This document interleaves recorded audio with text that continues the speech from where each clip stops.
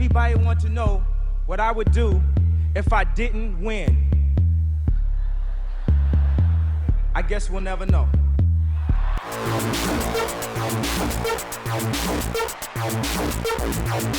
So keep it love, I don't get enough of it. Jesus just rose again.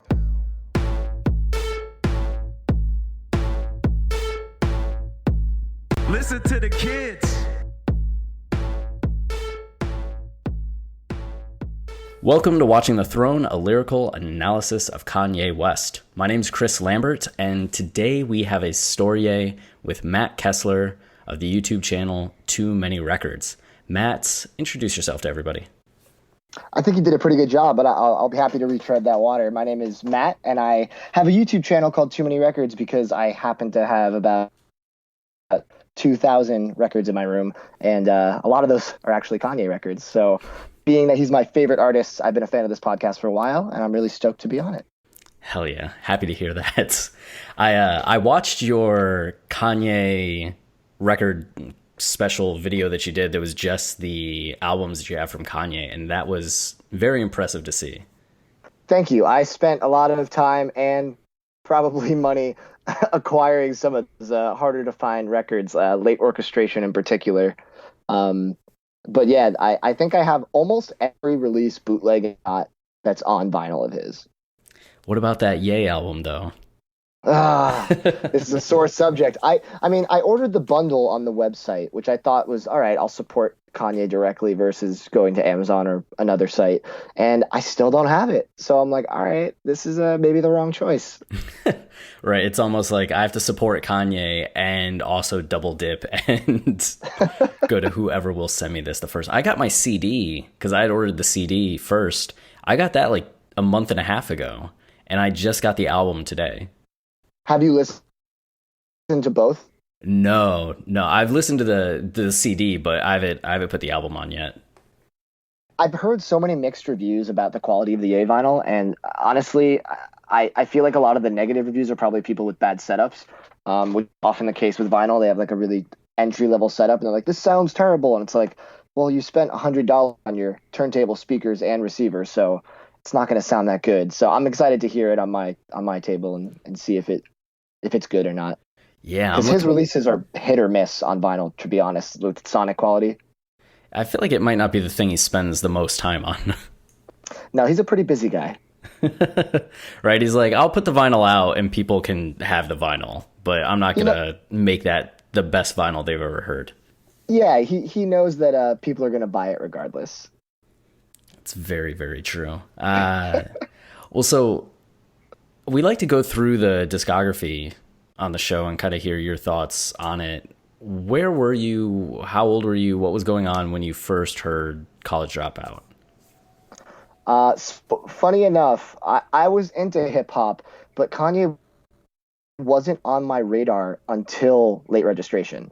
I hadn't heard anything from College Dropout. And then I guess Gold Digger was huge when I was back in high school when it came out, and it was everywhere. And I was like, wow, this is a great song because it's hip hop, but it's so poppy in the best way that it was like accessible for anyone. Like it was people that didn't like rap were into it, people that loved rap respected it, and it was the kind of thing where I was, this is an interesting fusion of two worlds. And that song, Gold Digger, was the song that prompted me to listen to all of Late Registration and then go back and listen to College Dropout. So I was probably, I think I was a sophomore in high school. Yeah, that sounds about right. 2005. Yeah. Were you at that point? Were you buying CDs, buying albums? Were you downloading, like going on LimeWire and being like, I'm getting this? Oh, absolutely going on. Like, I think it was probably at the time. Yeah. That was probably all right, Kanye. I'm sorry. I've made up for my sins lately and purchased everything, but back then I was just I was a child, and I was, the pretty shiny free things were right in front of me. But I was not. I never bought CDs. That was never a thing that I did with any frequency. And I didn't get into buying records until I moved to LA about 6 years ago. So I never had any physical releases of Kanye until I came to LA. So when you first heard Late Registration, what jumped out to you? You were already a fan of Gold Digger, but Yeah. that doesn't mean that the rest of the album is going to be any good. You don't know what you're getting True. into. What True. did you go And I in feel hesitatingly? I did only because a lot of the hip hop that came out in the mid 2000s was very hit and miss. It was very much like, here's an amazing single, and then here's a trash album to accompany it. Because I feel like that was the time when they really started pushing like iTunes downloads, like 99-cent downloads, like down this song if you like it. And that's all that really mattered to a lot of artists. They're like, we want to get that song, get the most downloads for the month or the year or whatever it may be. And, yeah, I was really hesitant. And I remember listening to the whole thing, loving it, loving the skits in particular. And I love the skits because the first hip hop album that I ever actually fell in love with and learned all the lyrics was the Eminem Show. And that, I mean, the skits on there are excellent. And just the fact that Kanye had skits on his too, I was like, all right, so he's, skits have been an important part of hip hop for a long time. So I love that.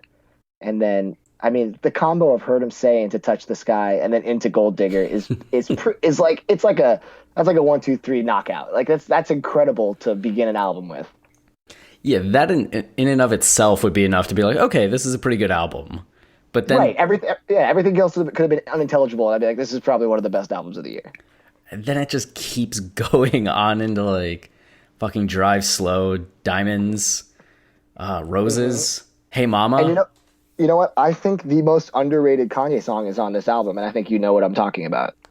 Ooh. Which one? Addiction. Addiction is under that soundscape was ahead of its time.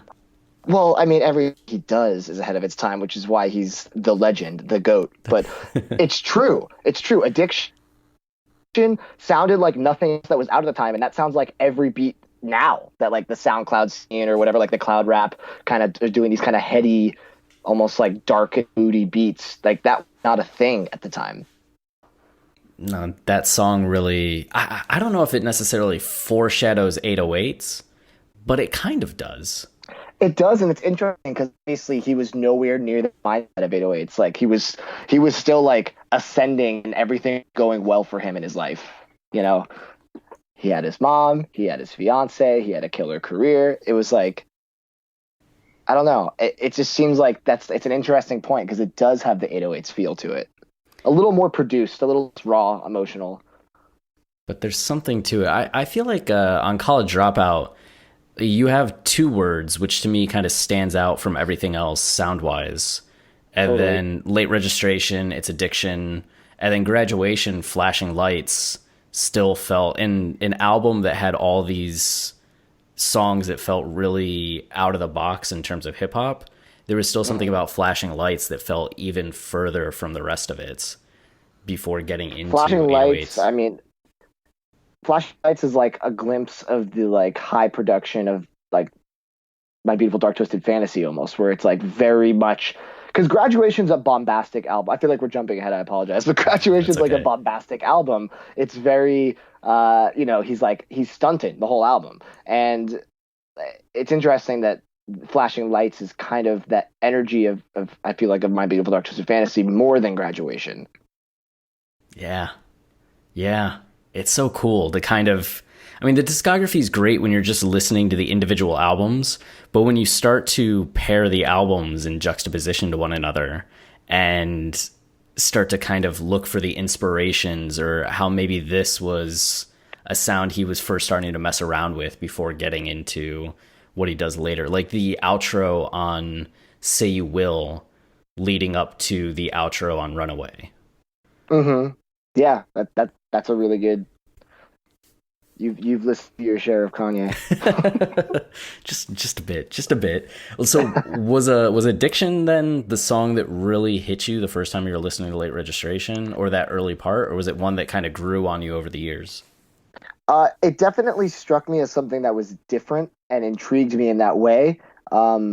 It wasn't my favorite off the bat. I think Touch the Sky was my favorite after first listen, just because like between that and Lupe, like it was just like it's so perfect. It's a perfect song. And I mean, I think Touch the Sky is still one of my favorite Kanye tracks, but yeah, I think those first three really won me over, and then Addiction and like Drive Slow, um, and then like We Major. I mean, that's a precursor to Nasir. It's like a taste of what we're gonna get way down the road. Yeah, yeah. So did the album, was Kanye catapulted then to you to one of your favorite artists already? Did you have to go back and immediately listen to College Dropout, or was it just like that was really good and kind of put it off to the side and just listen to other things until Graduation comes out? I listened to College Dropout after Late Registration, but I wasn't like I liked it, but he wasn't in my top yet. I felt like I was like, wow, this guy's really consistent, really good. I wonder what's going to happen. But I hadn't really completely mystified, despite the fact that College Dropout is possibly, I'm going to have to think about this over the course of the whole podcast, but it's possibly my top three Kanye releases. So, uh, I mean, yeah, I listened to it and I think I needed more of it for it all to click as to just what he was doing and how important he was to hip hop landscape. Because at the time you hear him and you're like, okay, this is good, this is different, but what's it going to matter? You may not think that this is the game changing thing that it is, and especially like one or two albums does it define an artist's, I guess, impact on a genre, Right. at least that early, right? If he were to just vanish, we'd just think like, oh, those were two good albums by that guy that kind of showed up and left.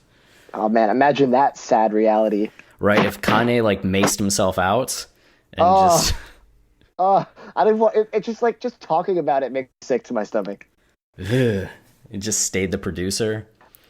Um, I feel, I feel like if I had heard Late Orchestration at the time, because I heard that way down the road. If I heard it at the time, I think I would have appreciated so much more about early Kanye at the time, like at the time I was listening to early Kanye for the first time.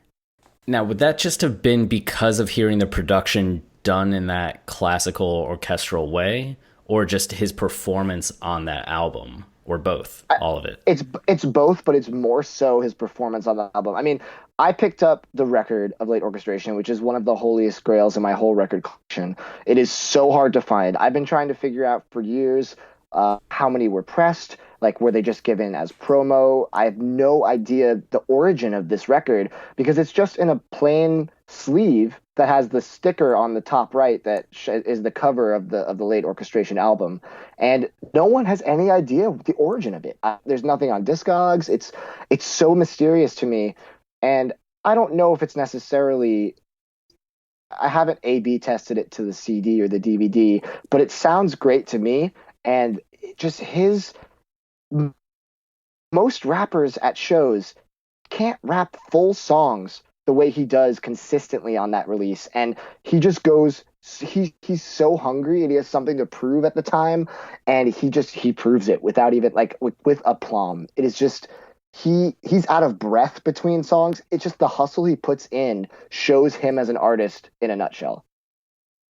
I get so hyped whenever I hear about the young Kanye hunger. I mean, we know he still really gets into it, but it just reminds me, somebody's telling me the story of like hearing Kanye perform at a mall. And it's Kanye, but he's in a mall, early days, like 2003, 2002, and he's still telling everybody at the shopping mall who's just walking by, like, I'm going to be the best that there ever was, like, I'm the greatest, saying just all these Kanye things, and people are just like, who the fuck are you? Yeah. Man, what a man. What a man. So Graduation comes out at this point, 2007. Are we gonna skip College Dropout? Oh no, sorry. Yeah, let's. I have things to say. Yeah, let's. It could potentially be in your top three. Let's get into College Dropout. So you go back and listen to it. It doesn't jump out to you right away. I mean, I was like, this is really good, and I mean, obviously, there are some tracks on there that are just absolutely legendary. You know, you got Two Words, Through the Wire. I loved Workout Plan when I first heard it. I was like, because I was in high school, I was like, this is so ridiculous, but it's just a great, especially at the breakdown at the end. I mean, to this day, I get like chills when that song completely shifts into an entirely new genre within its own sound. And I think my favorite Kanye song. This is such a dumb thing to say. I don't know. There's no way to pick your favorite Kanye song. But if I had like, if I was forced to say it, I feel like it's "Get 'Em High." Ooh. Ooh. Why is that? It's just it's the definition of like cool and a chill song. It's like Kanye's just spitting bars and it's amazing and it's the beat's incredible and it's just like it makes you want to just like materialize like a joint or something and just be hanging out. And then all of a sudden he's chilling with Talib and he's like, hey, and he's like, come on, man, like the narrative in it of just passing it off to Kweli, and then all of a sudden he starts spitting and it's just like the progression of that song is unreal. And then I can't even talk about it. It's so good. People talk about that verse that Common spits and says it's not very good. I've heard that multiple times. I wholeheartedly disagree. He has some cheesy lines in it, but Common he's just good at what he does. It's one of those things, you just get into the flow of it. You get into I think there's a level of hyperbole to the College Dropout as well that make a lot of the lines just fit the overall tone and feel of the album. Yeah, absolutely. I mean, he really, you'd think if that was the first that you heard of his, you'd think that he kind of spent it all. He's like, oh, he pulled like a Boston self-titled album where Boston put out all their best tracks in one album, and then they're like, oh no, what are we going to do? We're never going to be this good again. And they weren't. But no, Kanye, he's like, I have this and more. Just wait. So much which more. Makes it so impressive because it could be a greatest hits. I mean, like if you read that track listing, I mean, skipping all the skits, you'd be like, wow, these are like all his best songs. But then you're like, oh no, that's just his first album. Yeah, he has plenty more up his sleeve.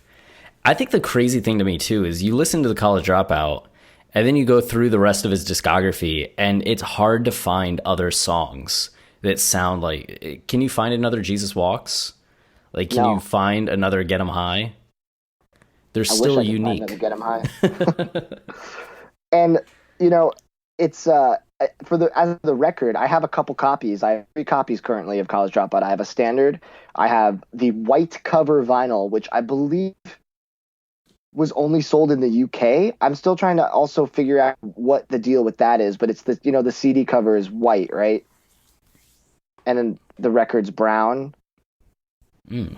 I believe, but I have both covers of it on vinyl, and a lot of people are seeking out the white cover. It's not accessible; you can't buy it anywhere. I found it on Discogs. I got lucky, but most recently, my recent pickup, which every fiber of my being wants this to be true, but I sniped an eBay auction for a signed College Dropout from Kanye, and it has an authentication certificate with it from an authentication service that like supposedly says if stuff is real or not, and it could be fake. His signature is a sloppy mess. It could be fake, but every fiber of my being wants to believe it's real, and it makes me really happy when I look at it. I'm looking at it right now as we speak. Do you have it do you have any of them framed, or do you just keep them in the shelves? At my old house I lived in 2 years ago, I had a ledge above my window and I had all the Kanye records kind of spread out, overlapping each other just a little bit so they'd fit. And that's where I kind of kept them in my room, and there's no spot for it now, so they are shelved with my hip hop records. But I'm looking for a good frame for the College Dropout one because I want to find one that can display the discs too, kind of like they do with the like the platinum discs and stuff they do in studios. He might have touched this with a pen and signed it himself. You just clutch it before you go to bed every night. I mean, I try not to break it because sleep gets rough sometimes. You gotta be delicate. You just put it on its own pillow. Yeah. Oh yeah. Totally. Leave it there. So you have those 3. I saw somebody in the comments mention that the White album might be the remastered version. Did that end up being true?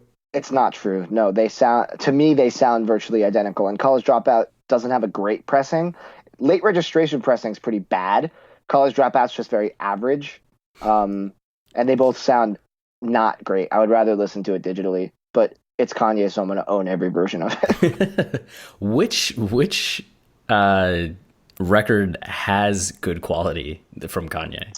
So 808s actually is the best sounding record that he has put out, which is thankful for me because it's my favorite Kanye record.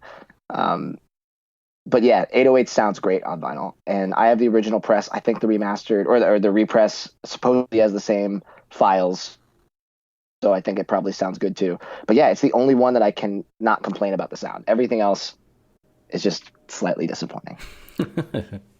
It's like, Kanye, I know you have standards for all the things that you do. Just put out that next record that's on that level.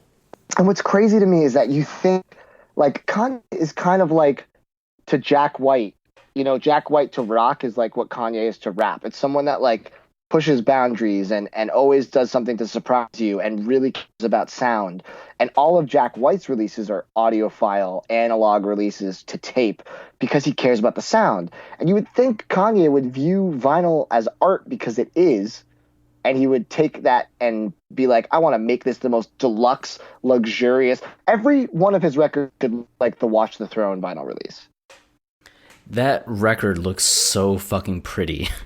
Oh, it's amazing. The Da Vinci cover with like, yeah, it's unbelievable. I have it. It was very expensive retail, but I have it, and it's glorious. Oh, now we're starting to get ahead again. So College Dropout, you liked it at first. When did it become one of the top albums for you? Do you have a memory of when that switch kind of happened? You're just like, oh, I actually really fucking love this.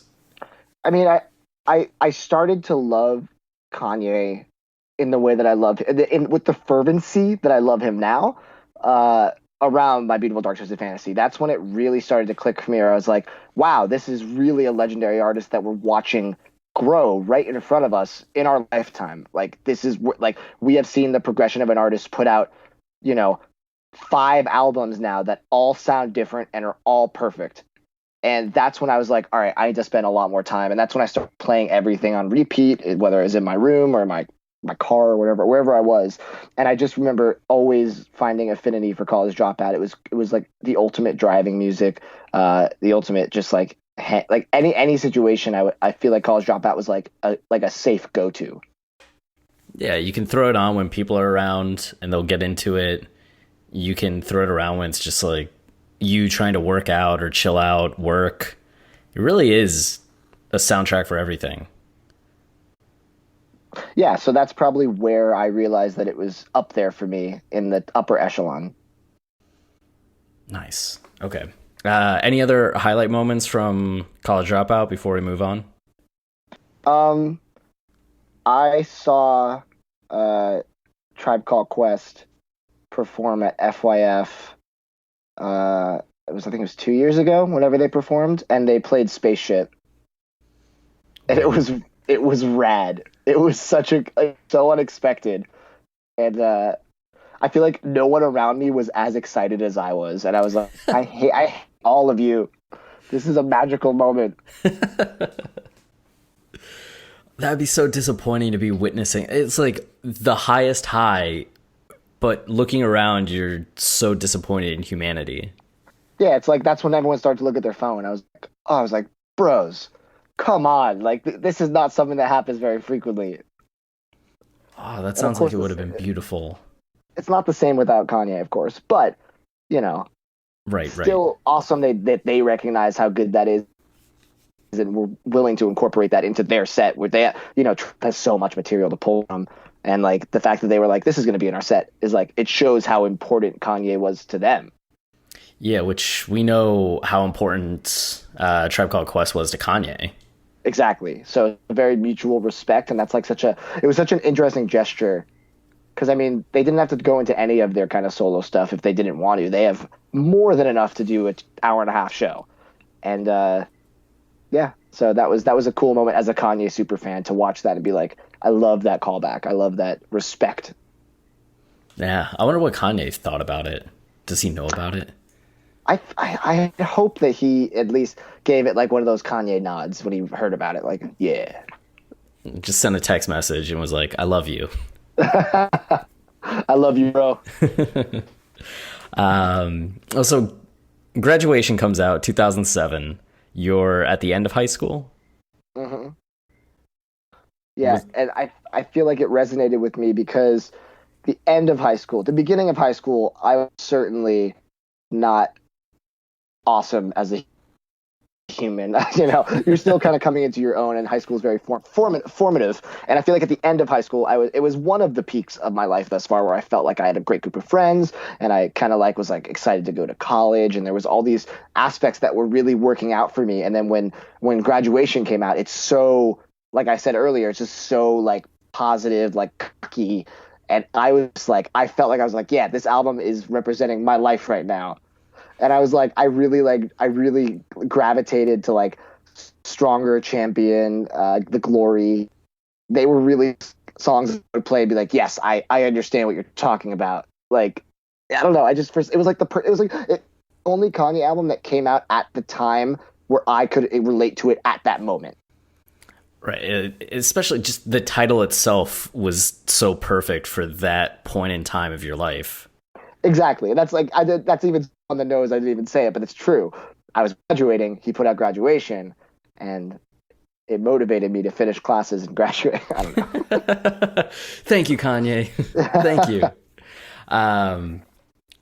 And what songs were standing out to you at the time? You mentioned a couple of Champion and Stronger, but were they more listening, or was there some that were resonating with you in that same way that Addiction was at that time, or from Late Registration? I feel like the addiction of this album, as in the song that piqued my interest at first, but later after repeated listens, I really respected a lot more, was I Wonder.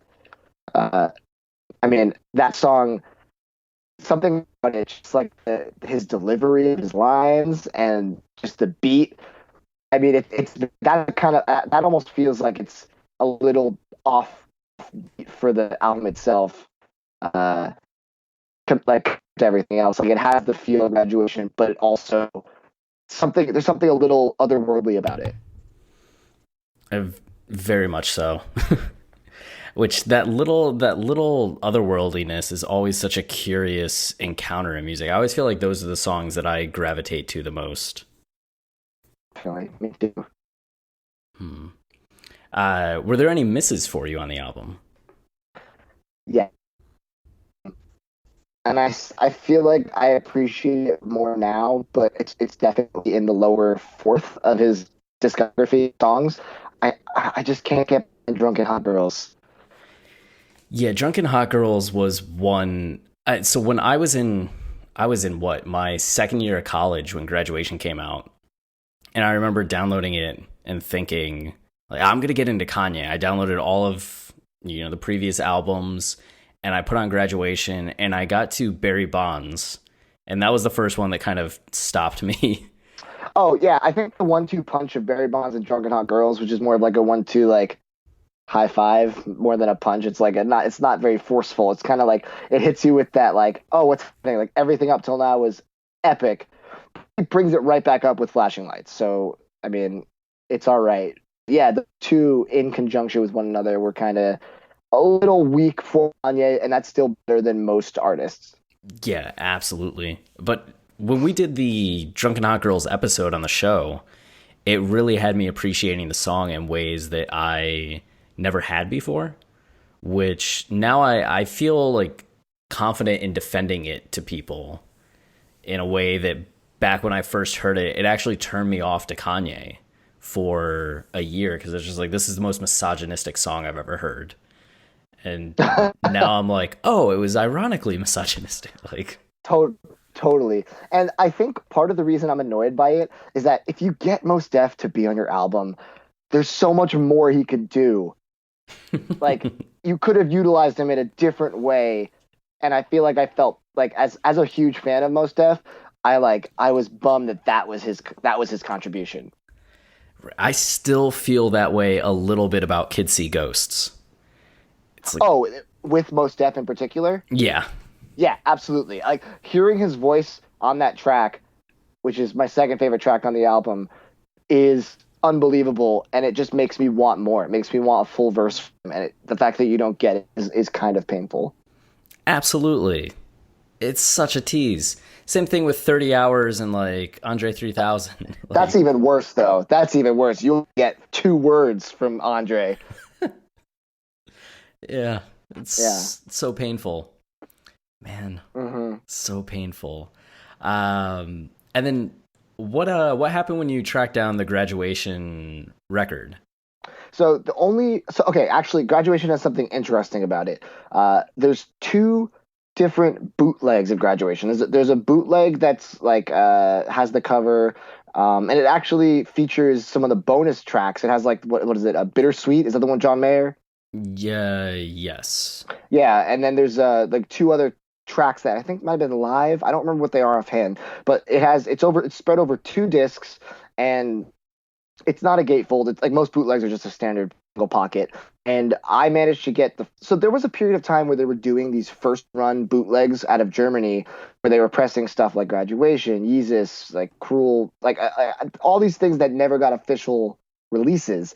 And the first run of these releases were on colored vinyl that usually matched the aesthetic of the album. So the first run were on purple. And after that, it was on black or mixed color vinyl, which just were like gross garbage vomit colors that didn't look good at all. To track down the original purple, which is so perfect for the album. I mean, that album cover, I mean, shout out. He one of my favorite artists ever. I love that I was able to get that limited color of, even though it's obviously no different sonically, if as a collector and appreciator of the visual aspect of vinyl records, I was happy I was able to track it down. And it sounds okay. It's probably CD sourced, but it sounds fine. That's good. And yeah, it's so dumb how when you're like into when you're collecting some nuanced thing, how just one little color scheme difference can feel like the weight of the world is on your shoulders because you don't have it. Exactly. Like I need it. I have a copy of Channel Orange, and it's on bright pink, and it's a bootleg, and I'm like, man, I want the orange one. Like it's criminal that I don't have the orange record, and it exists, and I'm happy with my pink one, but it's not orange. It's not called Channel Pink. Although I guess Pink Matter, I can make it work in my brain. I just like the image of you like staring out a window and a friend comes over and they're like, Matt, why are you just staring out the window in the dark? Like there are no lights on. And you're like, I don't have the orange Channel Orange vinyl. You don't understand me. No one understands me. Yeah, it's a deep rooted sadness. But I do have the purple Graduation, which means more to me than the orange would. So you gotta take your battles and choose them. But honestly, I neglected to mention Good Morning, which is possibly a top 3 opener for me. Ooh. From Kanye albums. Good Morning is just so beautiful. Like I get to this day, having heard it easily 1,000 times, it gives me chills every time. Yeah, that's another one where the soundscape is just weird in a great way, but it's not quite depressing. It's a little haunting, yet it's a little positive. It's such a weird place, and he's aggressive at times, but also hopeful at times, and it does sum up the album that way, where those moods that he's evoking throughout the song are all represented in different ways throughout the album, but it also doesn't set the tone sonically at all. Like you have no idea what you're in for, and then Champion sets the tone a lot more in terms of just that in your face, positive, upbeat something that he does on the track. Right. It's almost like Good Morning's a little reminder that even though what you're going to hear following this, all these kind of bombastic highs, this is still the initial tone of the album. And it kind of sets up what you come back to with, I don't know, in some way, the disappointment that comes in at the end of Homecoming and Big Brother. Totally. Totally. It's like the bookends of the album. He's putting this specific mood, and everything in the middle is just, for the most part, very, very aggressive and upbeat. Yeah, until you get to the fucking glory, which is such a crescendo. Man, I could talk about Graduation all day. We can. Yeah, the glory is I think, I wonder is the most underrated, I think, but the glory is equally underrated in the sense that no one talks about it in the way they talk about Can't Tell Me Nothing, Good Life, Stronger, and I think it's just as strong as any of those songs. Yes, absolutely yes. Man, I think the glory should be up there in conversation with Runaway and Blood on the Leaves as like one of the best Kanye epics. Totally. And I'm really bummed that he's never done it when I've seen him. And I've seen him 4 or 5 times. I can't believe I can't think of the exact number. It all blends together because they're all so magical. But he's never played it, and I'm really, really upset about that. Just bring a big sign that says "Play the fucking glory," and maybe he'll see it. Maybe he'll change all of his plans and be like, "All right, cue the music." I'll be underneath his stage. He'll never see it. So Graduation comes out. You're hyped about it when you hear it. You're going into college. You're in college when 808s and Heartbreak come out. That album was pretty controversial when it hits. Did it grab you, or were you... I remember watching the performance at... Was it the VMAs where he did Love Lockdown? Yes, which would have been a few months later. Was that the same night he interrupted Taylor? No. Wasn't that My Beautiful Dark Twisted Fantasy era? He interrupted Taylor 2009. Oh. And 808s came out November of 2008. Okay. Yeah, so it was between Waits and Heartbreak and My Beautiful Dark Twisted Fantasy. So no, I don't think it was the same one. I think it was before. Oh yeah, Love Lockdown Performance, VMAs 2008. Yeah, I remember watching that live and being like, after coming down from Graduation and that high that I'm not even coming down, I was still riding it heavily. And I remember hearing that and being like, what the fuck is this? I was like, bro, like, did you just drop your first, like, is this about to be a bad album? And the funny part is, I love that song now. I love it. I own the picture disc of it. I love it. It's amazing. But at the time, it just, because it's not what you expected. And I think it was at that moment I realized, or maybe it wasn't at that moment. When I heard 808s in full, that was the moment where I was like, you can't expect anything from Kanye. You can't anticipate his next move ever, because it's always going to be a surprise, and it's always going to be good. It's always going to be awesome. And you have to, like, trust. Yeah. I get scared before every album. Oh, of course. You're like, how is he going to do it again? Yeah, like, this one's going to be the dud. And then it never is. Never is. I mean, I could talk about 808s all day. That is my bona fide favorite Kanye album, without a doubt. When did that moment happen? Was it listening to one specific song? Did something happen in life to where you're just like, I need to go listen to 808s? Well, I earlier I mentioned that after My Beautiful Dark Twisted Fantasy came out, I kind of went back and was really like going through the whole discography on loop constantly.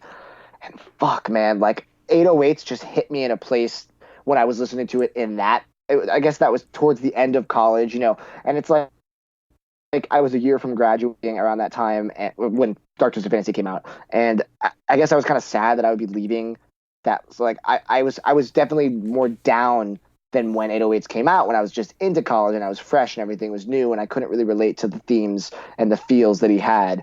But it was at that time when I was like this album is absolute magic. It's a sound that never really existed up until that point. Like a lot of the other stuff he's done prior to 808s is almost like stuff has existed in that vein. Kanye just perfected it, or like put his own spin on it. And 808s, I believe, and I know that Anthony Fantano recently did a little like video. Are you familiar with the needle drop? Yeah. Yeah, he recently did something where someone asked him if he thinks 808s is overrated, and he said he thinks it is, and he says that he agrees that it's influential. It's one of the most influential albums ever, possibly, but he thinks that the execution was poor, and I couldn't disagree more. I think that so many people today, you know, The Weeknd, Drake, Travis Scott, all these have careers if 808 didn't exist. Like, they just straight up wouldn't. First of all, Drake raps over one of the beats on his first mixtape, which is still, I think, the best he ever did.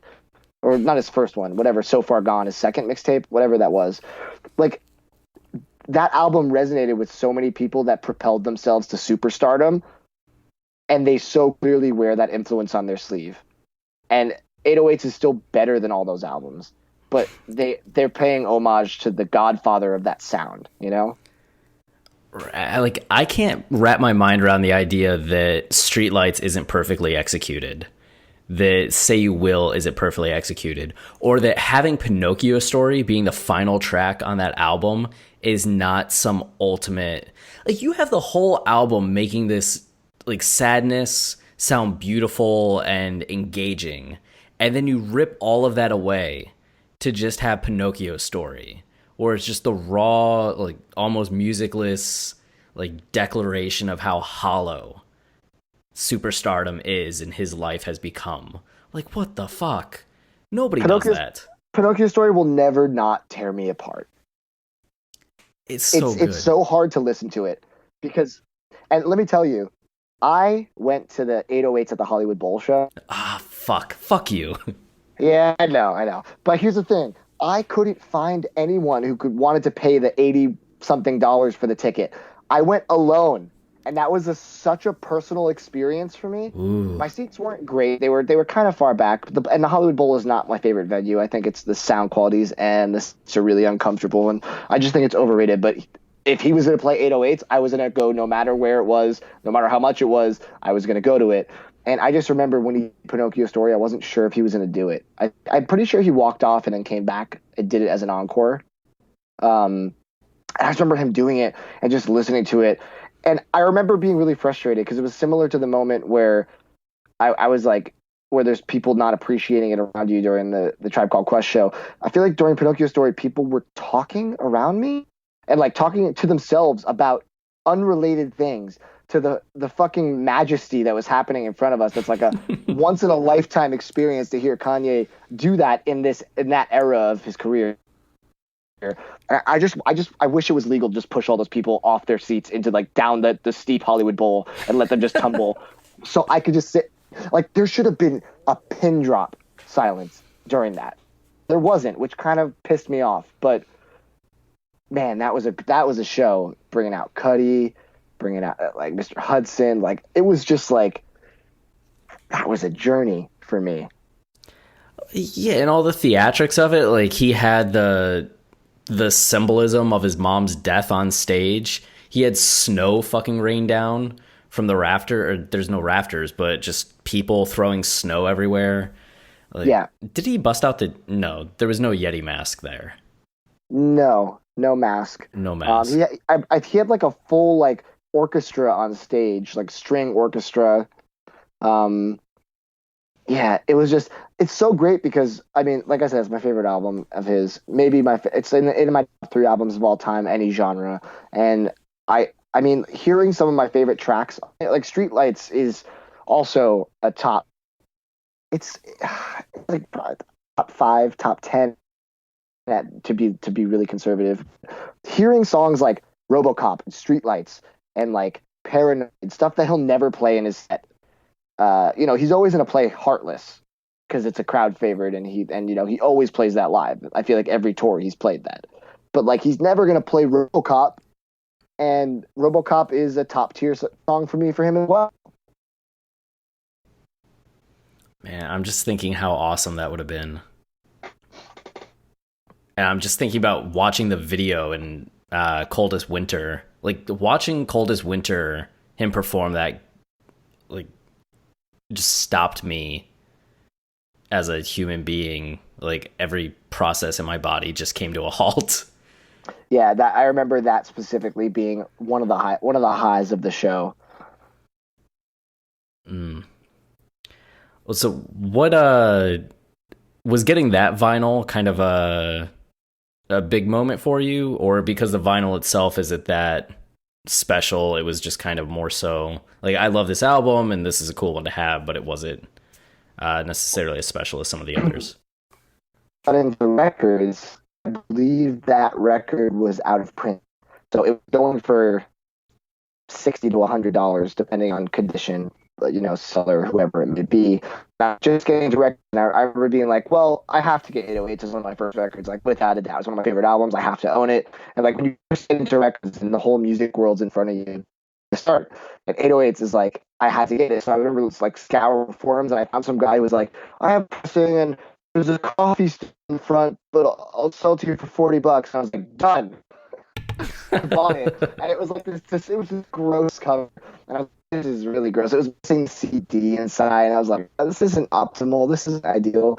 And then I remember upgrading to a clean copy for like, I think it was around the time they announced the repress, so that it drove the price of the original down.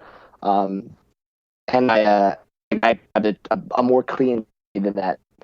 Whoever had that decided that they would spill coffee on it. It's like spilling coffee on the Bible. What a monster. Monster. What a monster. So My Beautiful Dark Twisted Fantasy. That seems to be the album that was kind of seminal for you, as you said, in terms of really making you fall in love with Kanye and taking him much more seriously than what you had already been taking him, which was, it sounds like, pretty serious. Were you following all the Good Friday releases?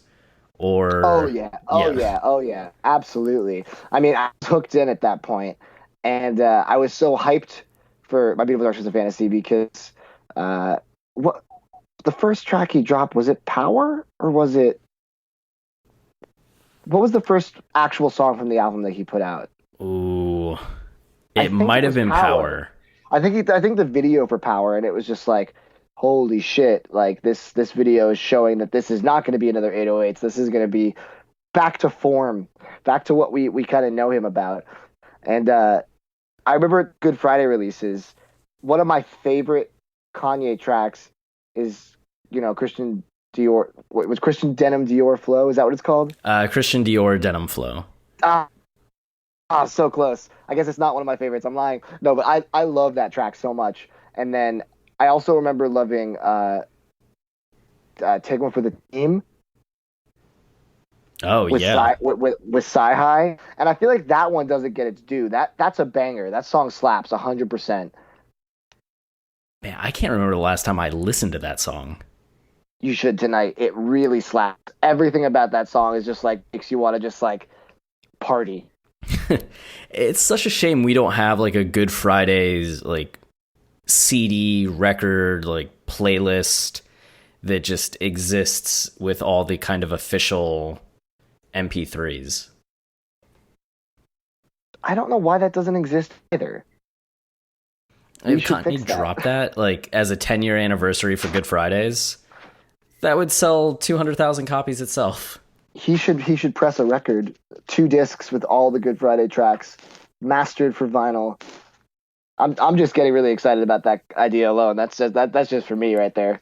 Right, like, okay, Power Remix, Monster, ooh, Runaway Love, Devil in a New Dress, Good Friday, Lord, Lord, Lord. Oh, Lord, Lord, Lord was so good. So Appalled, Christian Dior Denim Flow, Don't Stop, Take One for the Team, Don't Look Down, The Joy, Looking for Trouble, Chain Heavy, and Christmas in Harlem. Wait, so The Joy, that's as in the bonus track from Watch the Throne, right? Yeah. Interesting. I didn't realize that was a Good Friday track. Yeah. Huh. And then I am just so bummed that Child Rebel Soldier never was a thing. Right, that could have been, oh my goodness, huge. That could have been the supergroup. That could have been it. That could have been as good as Watch the Throne. Right. For people that don't know, CRS, Child Rebel Soldier, was Kanye, Lupe, and Pharrell. Like, how could you do better? That would have been at least one album. At least give us one album. It's like, okay, two of the best producers of all time, two of the best rappers of all time, three of them having this synergy would have just been like, I don't understand why it didn't happen if they had one song and it was a good song. I mean, I feel like they could have done even more, of course, but yeah, that's like one of those like lost in time things. I know, man. You know, if I ever get to talk to Kanye, that's the first thing I'm going to say to him. Well, you know, I did talk to Kanye, right? I did not know you talked to Kanye. Oh, yeah. I met Kanye West. What the fuck? How did it take us that long to get to this? You know, it's a very special story, and I wasn't sure where to insert it. And it happened post-Yeezus, pre-Pablo. So I was thinking I would pepper it in there, but we can jump into it now if you'd like. No. Let's pull back. Okay, all right. Let's finish with My Beautiful Dark Twisted Fantasy with that as the tease. For those that were like, all right, I've heard enough. They love Kanye. No, you got to stick around. Yeah, gotcha. We planned this from the beginning. So My Beautiful Dark Twisted Fantasy, Good Fridays are coming. You're obviously into them. Album drops. What does it do to your life? It completely my life to the core.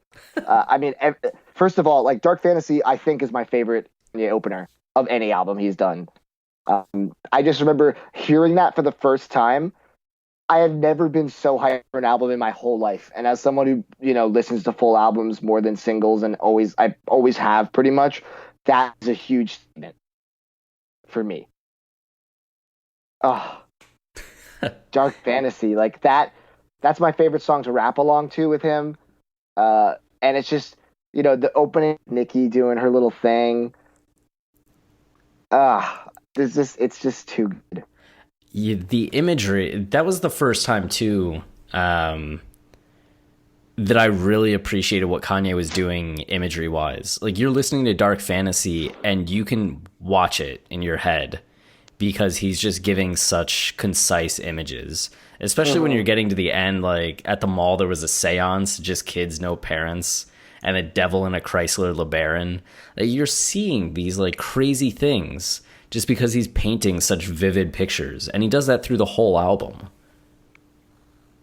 Oh, this is his most focused artistic expression that is the most accessible for anyone who's like, this album is one that people that are like, I don't like Kanye, but My Beautiful Dark Twisted Fantasy is really good. Like that's what they say because it's so high production and it blends pop with like serious hip hop skills like so seamlessly. Which one does it the best on the album? I mean, so I will say this.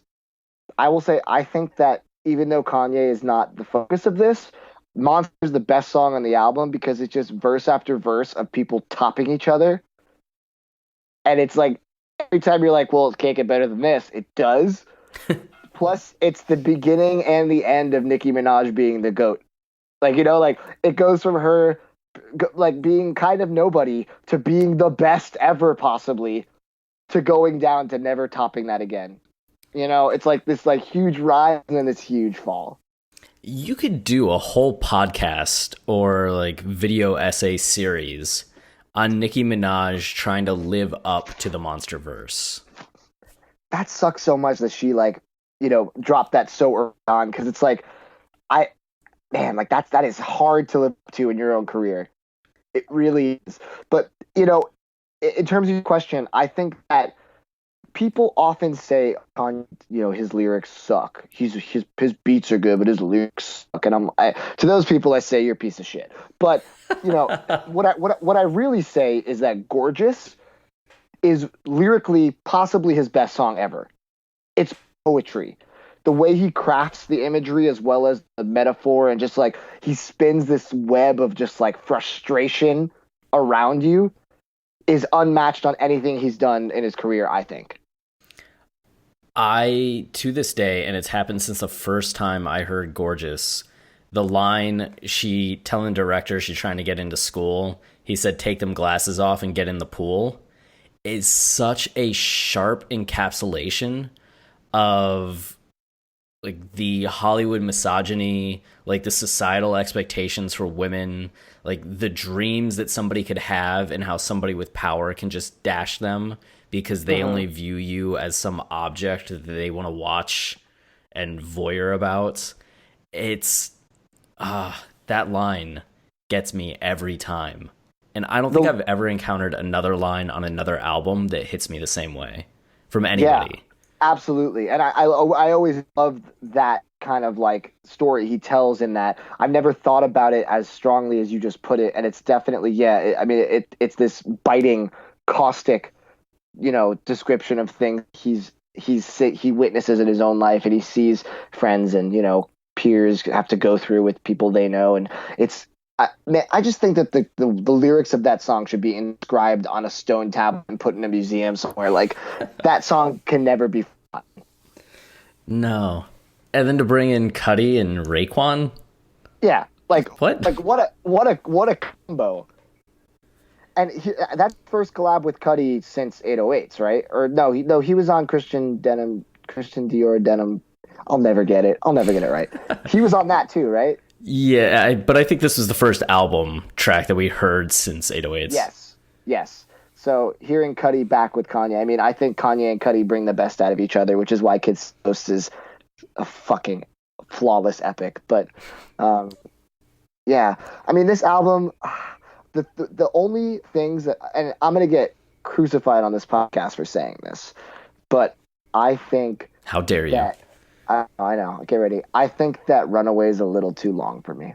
Now, when you're talking about the movie and the art he created out, the mythos of the song outside of the song itself, perfect. But in the scope of the album, I often find myself being like, all right, it's a little long. It's a little too much for me. I've had periods of thinking that. I had a few years, and I feel bad saying this, from like 2012. Maybe it's just like end of 2011 to like start of 2013, where I would skip the outro on Runaway. And I'm not proud of that. I don't do that anymore. It's really big of you to admit that. Yeah, but it's a period I went through. Thank you for your support. But I've been there, and I think since starting the podcast, it's something I get into way more than I used to, where sometimes I'm like listening to the song just to get to the outro. Sure. But it can still at times feel long, especially when like Hell of a Life is coming up next. So was it you that tweeted it, that you said Hell of a Life is the most underrated Kanye song? Yes. It's up there. It is definitely one of those songs that is incredible, and it doesn't get its due when people talk about this album or his discography in general. So I'm pretty sure I retweeted it because I just believed in it so hard. I was like, yes, this is true. That song is amazing. There's a lot of good candidates though, like The Glory, I Wonder, oh God, even Pinocchio Story. I feel like Hell of a Life is a tease into Yeezus. Yeah. Yeah, there's something about that dun dun dun dun dun dun dun dun dun dun that just feels very Yeezusian before we ever heard Yeezus. It's more like the aggressive kind of feedback sound of the beat, like the brown, like it sounds almost like on site. Yeah, if you put Hell of a Life right after, like, if you went on site to Hell of a Life to Black Skinhead, I don't think it would be that. Like, no, I would be like, yeah, this makes sense. Yeah, right? Into I Am a God. Oh. We're recrafting Yeezus right now. I'm going to make a playlist once we're done that's just like Hell of a Life inserted into Yeezus and see what people think. I'll listen to it for sure. I don't know, any other Beautiful Dark Twisted Fantasy stuff before moving on? Yeah, I think similarly about Blame Game, where I love that Kanye's singing and it's really authentic and raw, and he's not doing the whole 808s kind of like strong auto tune thing that people have kind of locked him into doing at that point. Where they're like, oh, he uses auto tune really heavily. I love that he sings on it. It's like, yeah, something about that just gets to me. Blame Game was another seminal track for me. I mean, My Beautiful Dark Twisted Fantasy just on a whole was the first time that I felt like music could be more than just music. Like an album could be art. And that was one of the songs that just kind of blew my mind with how much shit it was doing. With like the voice echoing throughout, the multiple voices coming in, the poetry comes in, the skit comes in. It's such like postmodern art in music form, which I'm sure there's some people that are like pretentious postmodern art reference, but I don't know. I think postmodern art's awesome. I feel like Blame Game as a track, I love it on its own in a vacuum. But I feel like after how long Runaway is, and then how heavy Hell of a Life hits you, and then Blame Game hits you with that super long skit, I feel like the skit sometimes when I'm doing a full album listen is exhausting. I'm just, oh man, like, similarly, just like, I wish it was over sometimes. Yeah, and especially when Lost in the World's the next track.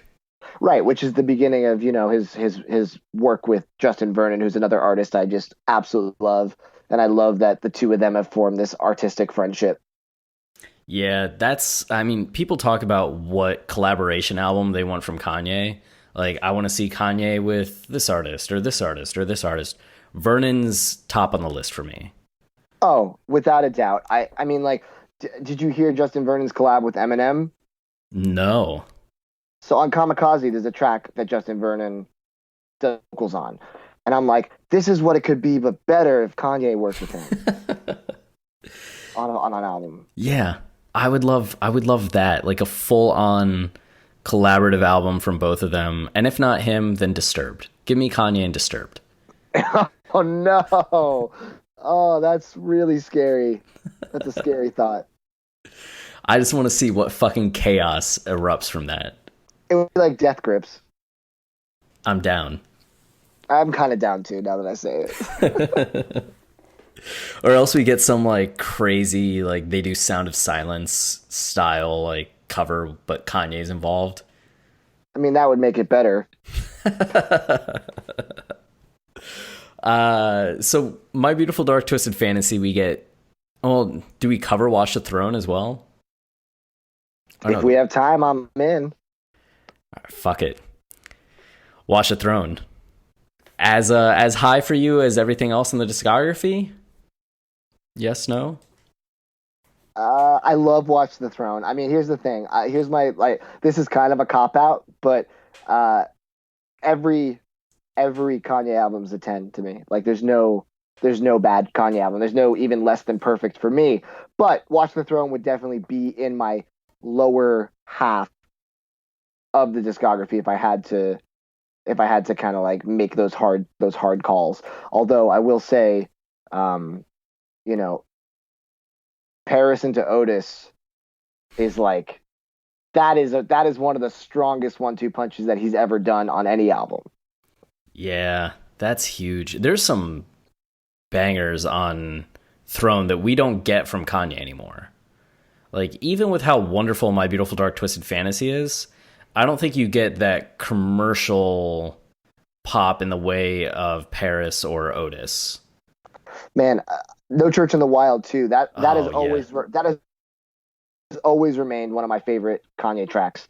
I just saw a video, actually, someone posted on Twitter of Beyonce and Jay-Z covering it, or I guess not really covering it, but doing it at one of their shows recently.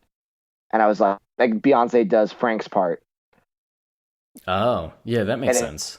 And it's so good. It's just so damn good. I never saw that tour. I really wanted to go to that tour. I was supposed to, and I tore my meniscus the day before. And that's a huge bummer. Yeah, couldn't drive the 3 hours to Charlotte with one leg and crutches. I was at a Kanye show, and I can't remember which one it is offhand, but I was at a show, and they played Paris, I think, 5 times in a row. And I remember being like, yeah, but that's not 12 times in a row. Man. This sucks. No, but yeah, glad I got to have one of those mini indulgent experiences. Yeah.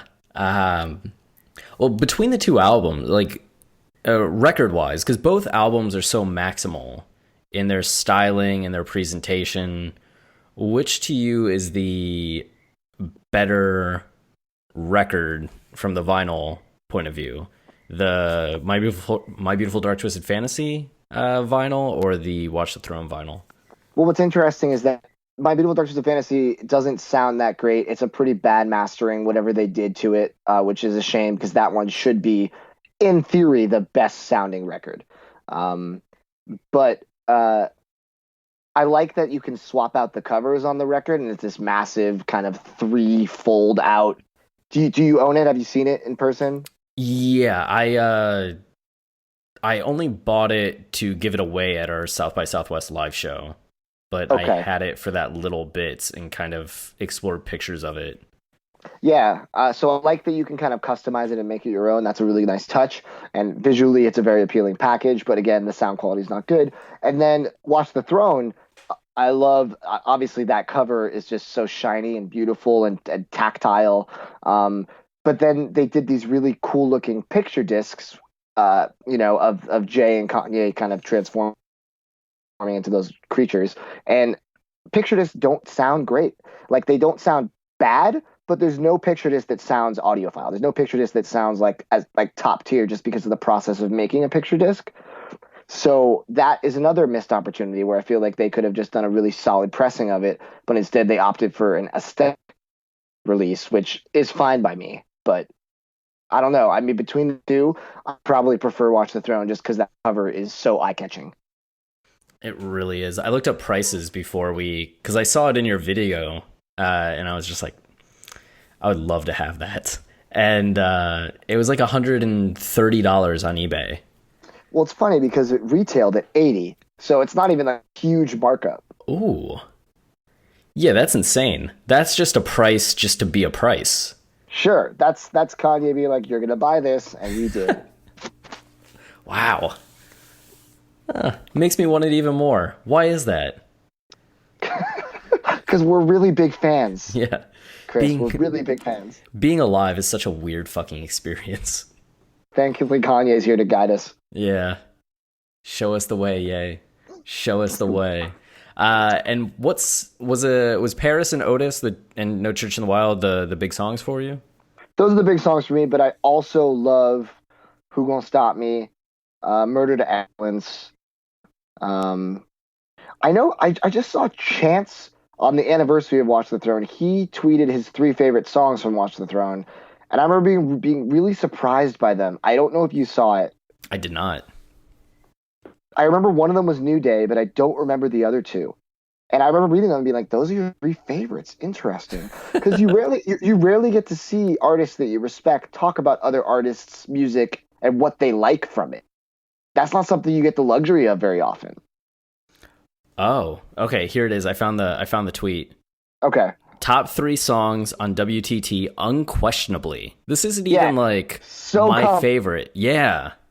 Unquestionably. Why I Love You, which I kind of agree with. I love Why I Love You. Gotta Have It. And The Joy. Oh, I thought it was New Day. Okay, The Joy. Well, first of all, The Joy is amazing, so that's a great choice. But to say those are the top 3 unquestionably is super bold. Yeah. It really is. Like, that's something where you gotta have like a lengthy debate about to put Gotta Have It over every other track on that album. Totally. Honestly, the beat for Ham is so next level that it deserves being talked about. Yeah, I feel like the beat on Ham just describes Kanye and Jay-Z and the whole thing. As much as Paris kind of defined that album and their aesthetic and their sound, I feel like Ham was just even more of a look inside what was them. Yeah, absolutely. Damn, what an album. I feel like it should have made the album too. I don't know why it was a bonus track. I don't know. Maybe because they released it earlier and they're like, ugh, filthy. get this trash out of this album. Yeah, we had to throw something to the public, and that won't tarnish the everything else. Okay, so now we're in that post My Beautiful Dark Twisted Fantasy pre-Yeezus period. The pre-crisis. Yes, and this is when you met Kanye? It was after Yeezus. Fuck. Okay, Yeezus. Yeezus comes out. We're getting there. We're getting there. What were you up to when Yeezus came out? Oh, just listening to Kanye all the time. I was actually at that point. So Yeezus came out in 2013. I was living in LA. I just moved to LA middle of 2012. So I was living in LA. I moved from New York City. And I was like super into Kanye, of course. And I remember I flew back before. So Governor's Ball was when Kanye headlined. It was before Yeezus came out. And I flew back to go to that show. I was like, I've never seen Kanye. He's headlining. All my friends were in New York. I was like, I want to go back and visit. What better time than going to Governor's Ball? So I remember I had my ex at the time. We were long distance, and she was in New York. So I was like, "Would you want to go to Governor's Ball?" And she was like, "Yeah, let's do it." So we went, and I was like, "I gotta warn you, I'm gonna want to camp out hard for Kanye. Like, we're gonna be here hours before the show." And she was like, "All right, that's fine." Like, she knew how important it was to me. And girl, so sweet, 5 foot. Like, I'm 6'1", so I feel like part of like the show was so amazing for so many reasons, but it was because A, it was the first time I saw him, but B, it was so intense, the crowd, that I had to like defend her from getting murdered. Because like the second the first track happened, it was like she got like elbowed in the face, like kicked to the shin. And I was like, oh no. I was like, I have to put a barrier around this frail, like little small girl, this crowd of psycho Kanye fans. So I had to defend her, which did take away from my pure listening, but that's okay. I'm glad she's safe. But I will say the interesting thing about that show, I don't know if you know anything about that show.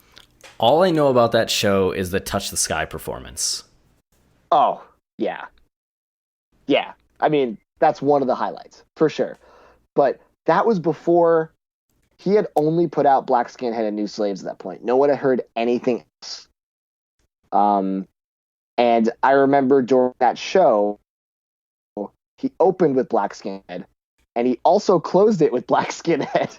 Which is such an intense move, because you thought you heard it and you're like, wow, this is one of the best songs. And then he plays it again when you're least expecting it.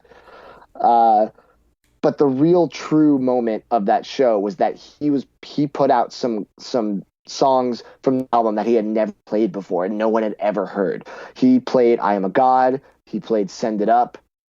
And I think he played I'm In It. Whoa. And this is before anyone had heard these songs. We were hearing it for the first time in that moment. But the biggest kind of fuck you that he did was, and it was like, it was awesome, but it was also gut wrenching, was that he, early on in the show, we heard bow, bow, bow, bow, and he started to play on site, and no one knew what was happening. And he played it through the and he didn't start to rap, and he stops the track, and he goes, "Y'all ain't ready for this yet." Fuck. And then moves on to the next song, and everyone was like screaming "No!" because they just wanted to hear what that was. No one had any idea what to expect from Yeezus, and that song sets the tone for Yeezus so well. And I remember sitting there being like, "What is happening?" Like, I was having an out-of-body experience. Man, what a moment that must have been. And that context, I didn't know he had played all of those songs, and that makes so much more sense why during Touch the Sky he got so aggressive and broke it down into screaming. I thought it might have just been because he was in the Yeezus mindset, as he would have been focusing on the album when that performance took place. Because it was only like 4 or 5 months later that Yeezus came out. Right. But what a wait it was, though. Yeah. Ooh, yeah, that would have been brutal after hearing all that. Yeah. But so, okay, Absolutely. he was in the Yeezus mindset from just playing those songs. Mm-hmm. And it's obviously the most aggressive Kanye's ever been in his whole career. So seeing that live with the crowd hearing it live for the first time and that energy being put out from him after the kind of high production, but kind of dialed back Kanye that's like kind of just like explaining how things are in a somewhat graduation bombastic way on Dark Twisted Fantasy. Coming out with this kind of aggression is just so unexpected, and to hear that live for the first time was like really, it's like, what are we in for? Like, what is this next phase of Kanye going to be? And then Yeezus drops, and Yeezus, like 808s and Heartbreak, was really controversial at first, very polarizing. Were you on board from the get-go? Oh, 100%, 100%. I mean, I just remember listening in order, and then like, I'm a God. It was like terrifying the first time I heard it. Like, we're not live, but like recorded. And then New Slaves. I remember when Kanye tweeted that what is it? The second verse is one of the best verses of all time, or something. Yeah, with the command to debate. Oh, did he say debate me? It was just like the second verse of New Slaves is the greatest rap verse of all time. Debate. Well, I love him so much. Yeah, it might be that verse. That's also one of my favorites to get like when you're like driving and like you're like in a mood like to rap along with. That verse is so empowering. That's one of my top 5 Kanye verses. I wouldn't say New Slaves. Actually, fuck, man. The Frank ending of that track, like the amount of phases that track goes through and the intensity of it, especially the way he released it with all of those like projections on the buildings. Like, yeah, that has to be a top 10 Kanye song too. Yeah. Did you listen to our episode on New Slaves? I didn't. I did though. The Hungarian outro. If you've never looked at the translation of what the Hungarian outro is, you are in for a treat. Oh my gosh, I haven't. Well, it will blow your mind. I can't wait. Yeezus just blows my mind. Like, Blood on the Leaves is such an epic track to take a Nina Simone sample in that way and just do what he does with that track. It's gut-wrenching in the way that 808s is. It's aggressive like Yeezus, and it just, that song live is just so incredible. Like when he has everyone go like make circles and just fucking rage when the beat drops. Like, it's tribal. It's anarchy. Yeah. That music just does something. And the high, like how emotional it is at the beginning, as you said, like the 808s-ness that we get at the beginning, then the Yeezus aspects that come in that second part. Fuck. And then that ending, the outro. It's like, I used to wonder how he could ever top Runaway. And then I heard Blood on the Leaves and I was like, okay, that's it. Oh, that's how you do it. All right. That's it. Fuck. Yeah. I love this album. I mean, it's short, it's sweet. And my favorite part about it is that people are like, it's not good. And then I'm like, listen, plebe. You have to understand. Lou Reed, right before he died, wrote a written review for Talkhouse about how incredible this album is. Lou Reed, who has never done a rap song in his life, about the intense aggro rap album, as someone who's like, the Velvet Underground is one of those legendary acts of all time. And for him to be like, this is an amazing album. Like, that shows that if you can't see that, you're missing something about music. You're missing the mark. One of the most frustrating experiences I've had on social media was somebody on Twitter trying to tell me that Yeezus wasn't that good and that we read too much into it, and citing the Lou Reed review and some line in it, like Kanye uses a lot of familiar tricks or something, or has some songs that like are less interesting. Like there's one little throwaway line in the midst of it where it's almost just like while there are misses, the rest of the album is a masterpiece, like something like that. Yeah. And they're just like, see, Lou Reed said this. And I'm like, Lou Reed also said that it's it's a narrative, a movie album, like there's a story to it, which invalidates your initial point altogether. And he also said these other 40 things about it that are all positive. Like, how are you referencing that review as showing that it's a bad album? It's classic internet cherry picking that just trolls do. It's like, it's either lack of reading comprehension by choice or just because that's their intelligence level. I was so upset. You can't feed the trolls, man.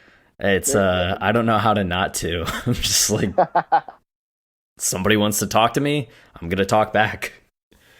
Fair, it's fair. Man, yeah, that Lou Reed review, and I felt good too because as like Kanye fans that are like, oh my god, this is great, hearing everybody else be like shit, and having Lou Reed come in and championing the album, it's just like, okay, I'm not crazy. Yeah, and also, I mean, so Paul McCartney was started to kind of work with Kanye during the Yeezus era, right? Like, wasn't there a song that was supposed to be called like "Piss on My Grave" that was going to feature Paul? Am I making that up? That was right after. That was in that lead up after 2000 or after Yeezus into Life of Pablo, because "Piss on Your Grave" eventually came out. Oh, did it? Yeah, it ended up being on Travis Scott's album. Interesting. I am not a Travis Scott fan, so I probably just completely missed it. Yeah, it came out. It was like in that period of like "Piss on Your Grave," "God Level." Oh, yeah. Okay. "All Day."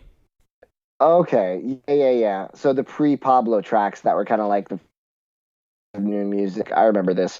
And I cite Paul McCartney because I also read something where Paul was like, one of my favorite albums of the year was Kanye West's Yeezus. And it's like, dude, like, all these Beatles fans just wrote off Yeezus. I'm like, do you realize that like one of the prime writers, all of the Beatles music is like, this is a really good album, and you're just going to completely disregard it 'cause you aren't taking time to understand what he's doing. It's really frustrating.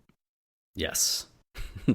But it's nice that people are starting to come around. When we first started the podcast in 2015, and we're posting a lot on our Kanye, back before Life of Pablo, and even when Life of Pablo first came out, there was, I'd say, like the 90% consensus was Yeezus sucked, even from a place that was all Kanye fans.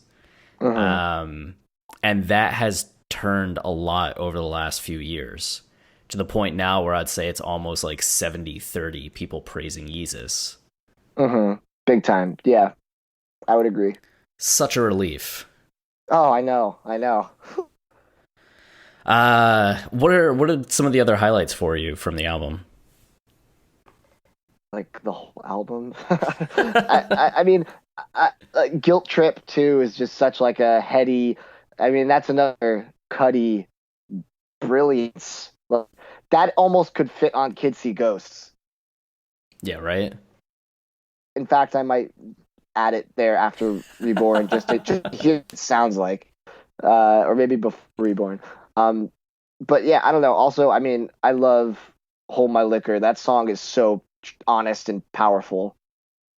It gets the people going, at least me, when I say people, more so than parrots even. Yeah, probably. That guitar. And that's Chief Keef, right? Yeah, Justin Vernon and Chief Keef going back and forth. Yeah, the dream team, some would say. Right, we all expected it for years. Nice to see them finally come together on something. Oh, God. What, okay, so then what fucking happened after Yeezus came out? Oh, you mean one of the best days of my life? Yeah. Oh, all right, so my ex at the time and I would go to Amoeba all the time. I actually started the channel with her that I do now called Too Many Rivers. At the time, it was called Damn It, Sandy. And she's awesome, and she comes and guests on the show every now and then. But she got really busy with her acting career, which took off. She's on the show Queen of the South, and we just couldn't match up schedules to film, so I kind of took the channel and she focused on that. But one of the things in our relationship, we would always go to Amoeba because it's like the mecca for me. It's like I go every week. There's always new records to irresponsibly purchase. And I remember I went with her and we kind of go different areas of the store because I usually check out the rap and electronic section, which are right next to each other. Have you ever been to Amoeba in Hollywood? No. Okay. So I'll try to paint the picture because the layout is important. So when you walk in the store, if you it's huge. It's a massive. It's like a warehouse, and if you go forward into the right, the corner, like the far right corner of the building is all hip hop and electronic records. And that's where I usually go after I check out the new arrivals. So I was walking over there and everything felt weird. Like there were just people acting weird. There was a lot of staff around, and I was like, oh, there must be like a celebrity in the store or something. And I was like, whatever. So I keep walking towards the section, and the way it's set up is that there's like an L-shaped electronic section, and then in the fold of the L behind like a barrier is the hip hop row. So I remember looking past the hip hop divider in the electronic section. Kanye was standing there with his friend, and I remember seeing him and just stopping in my tracks, and just like immediate just panic. I was like one of those moments where this is like a fighter moment. I was like, I have to talk. I have to find a way to talk to him. I can't leave this moment and not say something to him. So I start to get closer, and I see this dude who's standing maybe like 30 feet away with his phone out, just phone at Kanye, being like, yo, Kanye, let me get a picture. And Kanye just turns to the dude and goes, I'm not trying to do that right now. Like, cuts him down. And I was like, you just fatality him in the middle of the store. And I was like, this is amazing. I was like, first of all, definitely not going to follow in that guy's footsteps. Thank you for stepping on that landmine for me. So basically, I walk into the hip hop section. He's in the electronic section. We're separated by a barrier. I'm digging through records, and he's on the other side digging through records. I'm like, all right, what do I do? What's my move? How do I do this? So I'm freaking out. I'm shaking.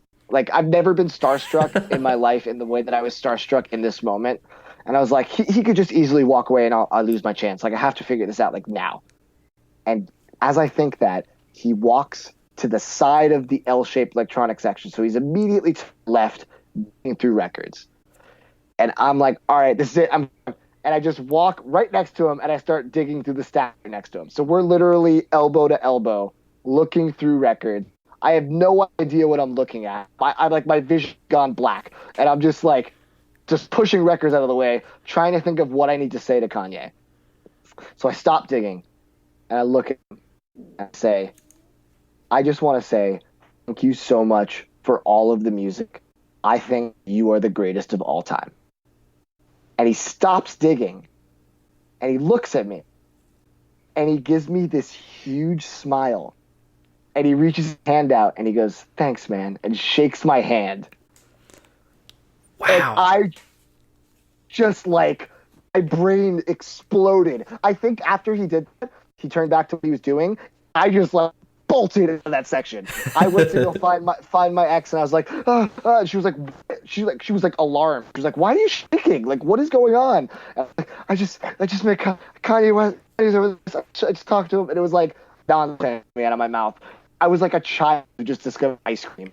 Like, it was unbelievable. And to this day, one of the most impactful moments of my life, the fact that I got to thank him for everything he has given me through so many years of my life. Man, that's so cool. What how was his handshake? Was it a good handshake? It was a good handshake. I felt like I some of his talent rubbed off on me, and I was, yes, now he's talented. Right, you went back and your YouTube channel just went from like 500 subscribers to 10,000 in the next like. I was like, oh wow, who did this? Thanks. But I mean, that was after I saw him live for both the Yeezus tour and the Governor's Ball. So I'd seen him live twice, and I was like, I'm never gonna meet this guy. And then all of a sudden, he's at my favorite place, and all stars align in the way that I'm able to say something to him. And he was happy. Like, he's so really happy people approach him. Yeah, right. The whole joke is like Kanye doesn't like people and won't smile. And he shook your hand, told you thank you, and smiled. Yeah. It wasn't a fake smile. It was like a big smile. What a beautiful smile that man has. Yeah, to see it from 5 inches away is really intense. You didn't go back to the store like an hour later and ask what he bought. I know. I should have. It was all happened so fast. I wanted to be like, what are you digging for? But I didn't want to talk to him. Like, he was busy. Shut that other guy down, who granted wasn't trying to be friendly. He was trying to get a picture of him. Right. With such a douchey way to approach the situation. Not even of him. Yeah. I just imagine it being like a super bad like scene where you have that nice moment and then you're kind of like, cool. So what are you looking for? And Kanye just kind of looks at you and is like, don't make me hate you. And you're just like, okay, I will leave. Well, this was great. Thank you. No, it's very rare you get to meet one of your idols that goes so well. I always say don't meet your idols because they'll always disappoint you. But, maybe I haven't agreed with everything he's said publicly and, all the things he believes in as a human. But the fact I met him and it was a great experience, that's all I needed, Yeah, that gives a lot of solace.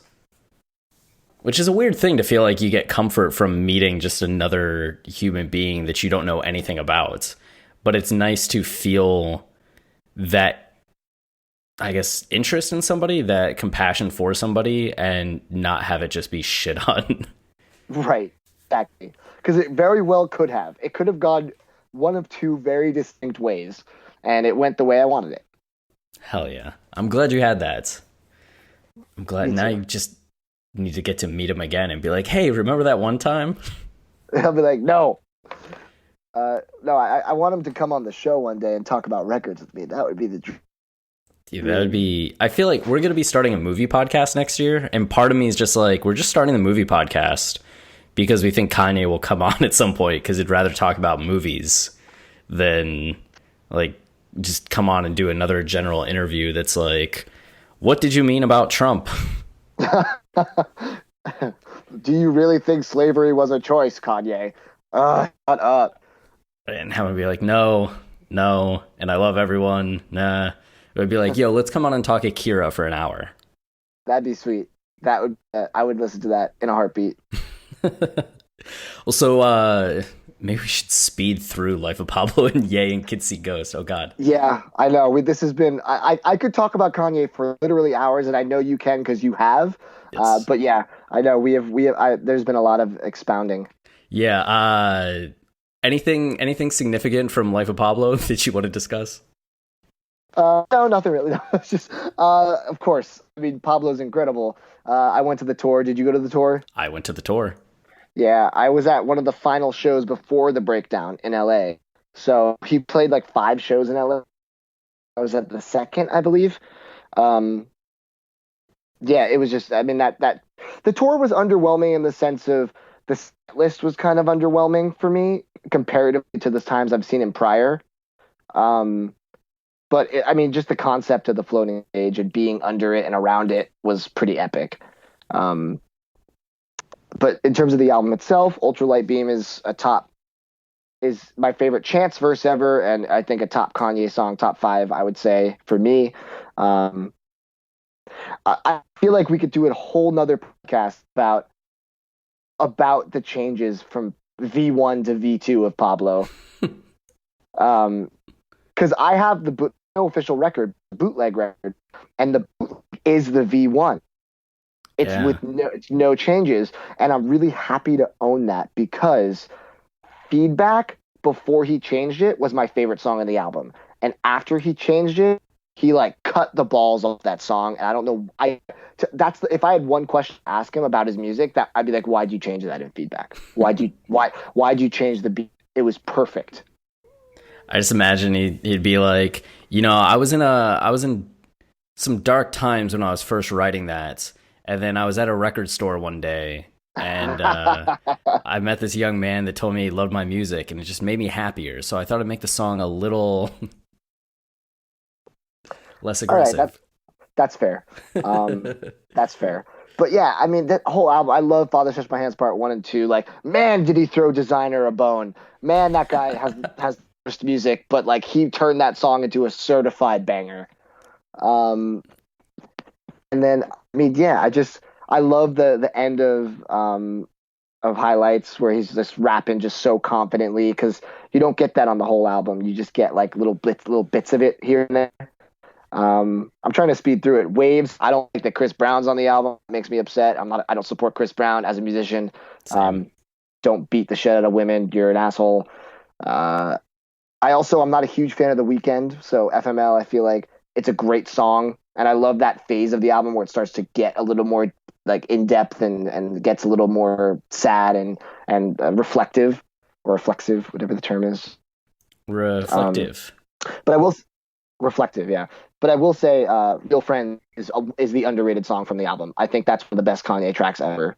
Yeah, Real Friends it's in my top 5. Oh, awesome! That's great. That you have good taste in Kanye. Yeah, have you heard the DMX version of Real Friends? Is this real? Is this like a meme? No, it's real. DMX recorded a verse for Real Friends. What? And it exists, and it's probably the best DMX verse. I mean, I say that as not like a hardcore. I love the idea of DMX, but I don't think if I were to put on like a DMX album, I'd be like, fuck yeah. But there's something about like some DMX songs I'm just like, yeah, this is amazing. And the verse he gives on that, knowing like what we know about DMX, it's just so fitting. Please send me that. I want to hear that. I will. Okay, that's awesome. Fade. Like, I want to be buried in that bass line. Just bury me in that. That's the end of me. That's the last thing I want to hear before I die. I want to be buried in that bass line. This album is. I have such an interesting thing about this album is that this album. It came out and I did a first impression review with a friend of mine who's just this girl who also liked Kanye. She was never on my channel prior. I screwed up the lighting on the video in the sense of like it looks dark and awful and it was shot on like a garbage phone. And it's the second most viewed video on my channel. It has like 130,000 views. I have no idea why. I put it out the night, like immediately after listening to it for the first time, I was like, here are my first thoughts. And for some reason, the video just took off, and a lot of people disagreed with my thoughts. It's kind of split in the comments, but I can't believe that video did so well. It looks so bad. Just goes to show timing sometimes is more important than the look of things. Yeah, absolutely. Yeah, you gave it a 10, right? I gave it a 10, and I stand by that. I mean, everything he's done is a 10 to me, but yeah, I stand by that. It was my album of the year. Yeah, I stand by it too. Our rankings tend to go reverse chronological. Almost interesting. Almost like exactly. A little bit of maybe one shift. Mm-hmm. But yes, agreed. Do you know all the songs that were released? I think I got them on like KTT or something. It was like a bunch of songs that weren't on the album that were from the sessions. Do you know what I'm talking about? Yeah, like the Angel song and... Yeah, there's that one song he does with the... what is the name of the violin girl that he works with? Carolyn Shaw. Yes, there's a Carolyn Shaw remix of... it's a remix or she's featured on... You know what I'm talking about with this song? Kind of. It's some song from that group of songs, and she's on it, and it's one of the most beautiful things I've ever heard, and I can't... Oh, I think it might be Only One Caroline Shaw remix or like Caroline featuring Caroline Shaw, and it's one of the most beautiful things I've ever heard in my life. I can't believe it didn't make it to the album.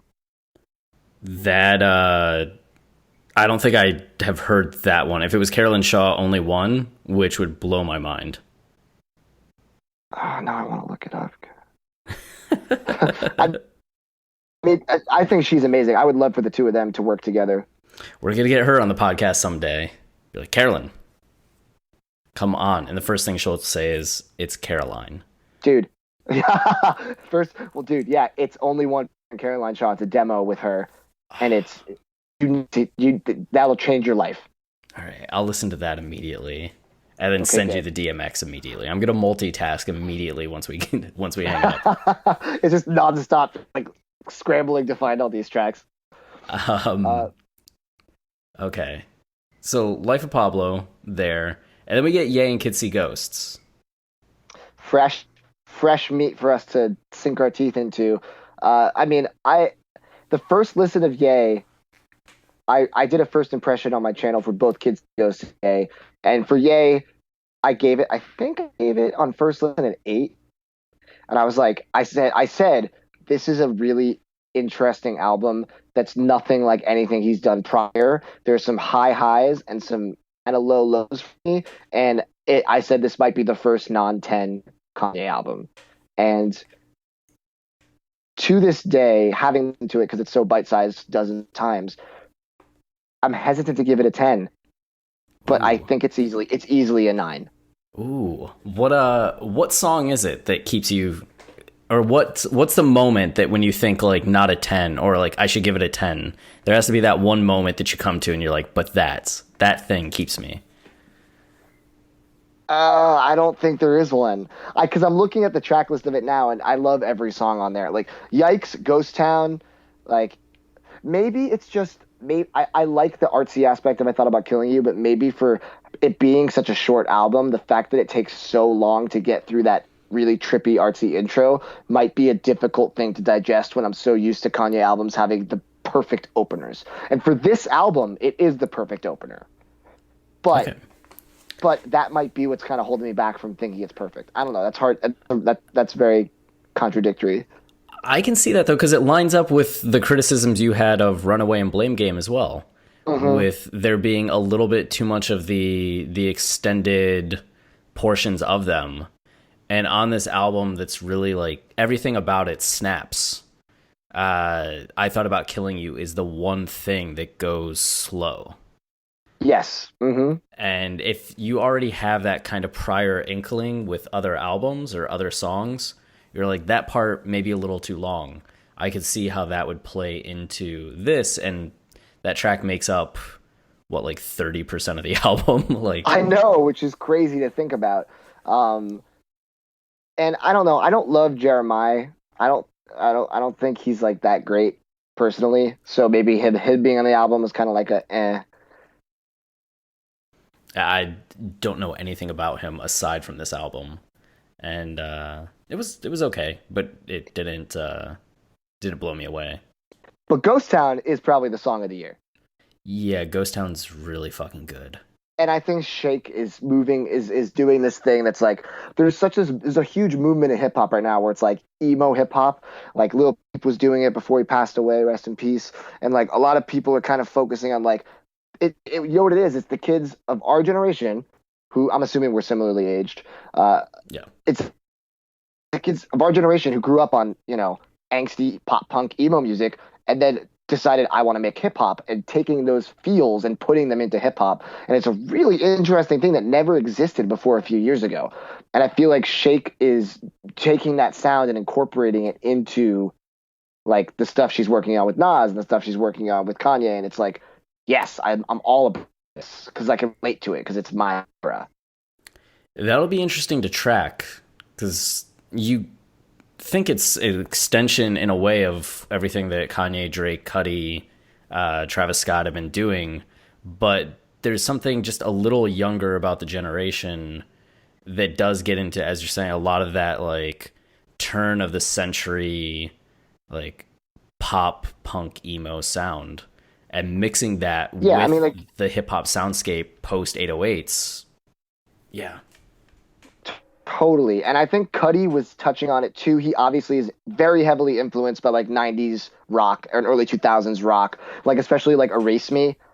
Like you definitely have these like Cudi grew up on this shit.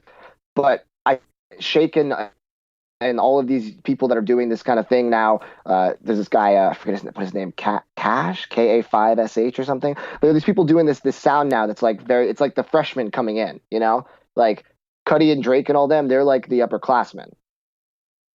Yes, they very much are.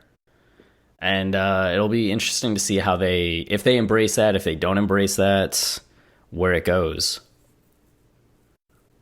Yeah. Let's talk about Kids See Ghosts. I want to make sure we have enough time to talk about my album of the year. Yeah, so you obviously hated it. Why is that? Why have you turned your back on Kanye and Cudi in this way? Kanye's not a good producer, and Cudi's humming is garbage. I almost just threw up in my mouth saying that as a joke. I feel like Cudi's humming could cure cancer. No, you said it's garbage. That's a quote. Like, no, don't pull that. That's gonna be the audiogram. No, Kids See Ghosts is. Kids See Ghosts is like an 11 out of 10. The first time I heard it was I was watching the live stream and I was just like, this album it's a psychedelic grunge hip hop Exodus masterpiece And I'm a huge grunge fan. Pearl Jam's one of my favorite bands. And like hearing like the fucking Kurt Cobain sample and just like everything from the start to finish. When the beat drops in Fourth Dimension is my favorite song on the album. And when the beat drops on it, like that fucking like otherworldly vocal distortion leading into the beat where Kanye just starts spitting is the music moment of possibly the decade. Like that 1 6-second moment is just so powerful for me and just so it's like having sex. It really, and that song is about sex. It's a very sexual, it's like a psychedelic exploration of the way Kanye views sex, or at least how he perceives to do it in that song. There's so many moments on that album where you're just like, I've never gotten this from anything, and I'll never get this from anything else. I can't believe that Fantano gave it a 10 out of 10. And like, I don't. It's only the fourth one he's ever done, right? Reviews because there's way too many. Yeah, and like, fuck, like if that's not going to tell you this is worth listening to, I mean, like he's definitely not the end all be all, but his opinion has clout, and I think that the fact that he gave this a 10 out of 10 is like huge. I gave it a 10 out of 10, of course, as well. And man, like Kids See Ghosts, that song is so creepy and so beautiful at the same time. Yeah, every song on this, like I've listened to this album more than any album I think in my life. It's just been on repeat since it came out. That's a nice thing. Short. Yeah, you can get through it 3 times in the time it would take you to get through, like, God. It was such a telling experience when A$AP Rocky and Daytona dropped at the same time. Mm-hmm. And you could go through Daytona 4 times in the time it took you to go through the A$AP album once. Totally. And just getting that with, Yay, Kids See Ghosts. There's something really cool about that 7-track dynamic. Mm-hmm. Yeah, no, I absolutely agree. I'm really excited to see he's going with this, the next wave of 7 tracks, especially the Chance one. Yeah, it would be very fascinating to me because I feel like Kanye's at a stage where he's trying to get like more efficient with everything, especially following the breakdown where it was a case of him just doing too much and stressing himself out and not taking good care of himself. If he identified that like these 7-track albums are something that he can like do quickly and do with other people and kind of scratch that production itch without having to go to like the full thing of, okay, is this going to be 14 tracks? Is this going to be 8?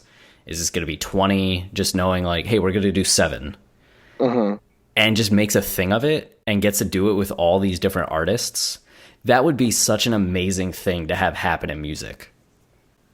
Yeah, there's no shortage of artists that I would throw into that, that chair to do it with him. Like imagine Lauryn Hill, Kanye 7-track.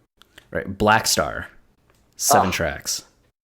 Even just Mos Def. Like, oh my God, it's like there's it's literally endless. It's like any artist I've ever liked, please do a 7-track with Kanye. Like, you never know what's going to come out of it. No, it could be. I'd want to see Christina Aguilera and Kanye. I would love it. Like, give me Justin Bieber and Kanye. I would actually genuinely, I was going to say Justin Timberlake and Kanye. Oh my God. Just the fact that his last album was hot trash. He had a flawless career up till that point. Yeah, the fact that they were saying, like, it took Justin 4 years to write and make whatever that song was that was the lead single. Filthy?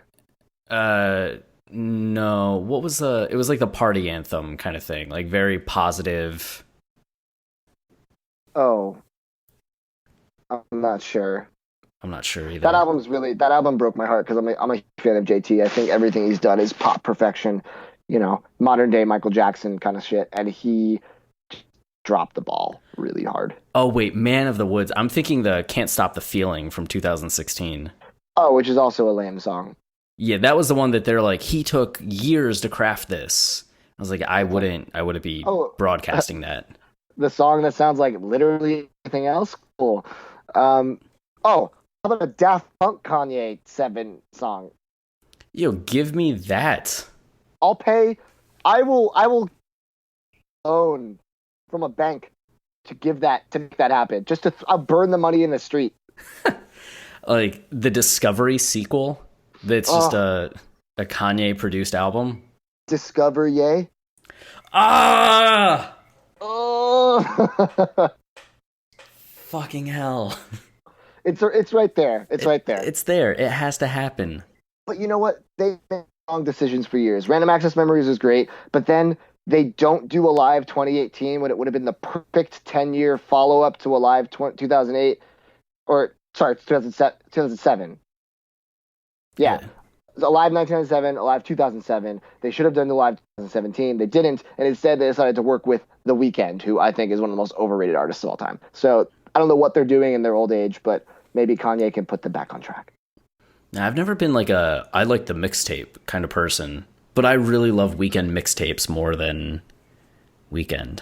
Yeah, like Trilogy was good, but then everything after, I was like, what happened? What are you doing? Yeah. Well, any other thoughts on Kids See Ghosts? I love it. That's it. I have a review on my channel, which is a first impression, and it's basically all of those thoughts, but just heightened. Like screaming them at the camera. Yeah, like right now, like what I felt in the moment after, it's that now, but just very intense tribal screaming about it. You're such a fucking hoe. I love it. All right, so top 5 tracks. Fuck, man, why are you making me do that? That's really difficult. Top 5 tracks ever. How can you make a Kanye fan do that? How can you think that's even possible? All right, I mean, Get 'Em High is probably there. I mean, Fourth Dimension might be there. It really might have reached that level for me. Travis had it in his top 5. That's smart. That's a wise choice. Man, all right. Maybe Dark Fantasy. And then I want to say Streetlights, but I don't know if it's top 5 or top 10. Touch the Sky is probably there. How many am I at? That's 5. Oh, that's not fair. So many more. I mean, the thing about it is, like, every day I could change and say a different 5 and fully believe in what I said. Yeah, right. Like, you put on Late Registration and there might be a song that just jumps out for that.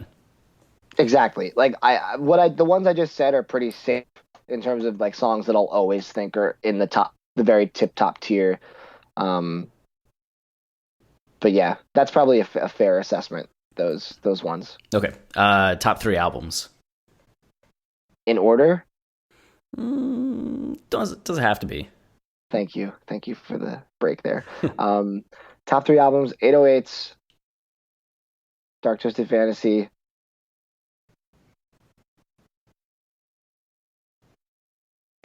College. Are you sure? No. I think so. I think that gives the widest spread of his discography too. I mean, they all are such different sounding albums. So College Dropout over Kids See Ghosts. Yes, only because College Dropout's just so much more meaty as an album. Okay. Like, Kids See Ghosts is flawless, but it's so short. Like, I wish it was longer. And what's interesting is that I said in my interview, and Fantano said the same thing. I'm not going to say he copied me. No, he definitely didn't. He definitely doesn't watch my reviews. But what I said was that it felt so much longer than, like, Ye did, even though they're roughly the same length.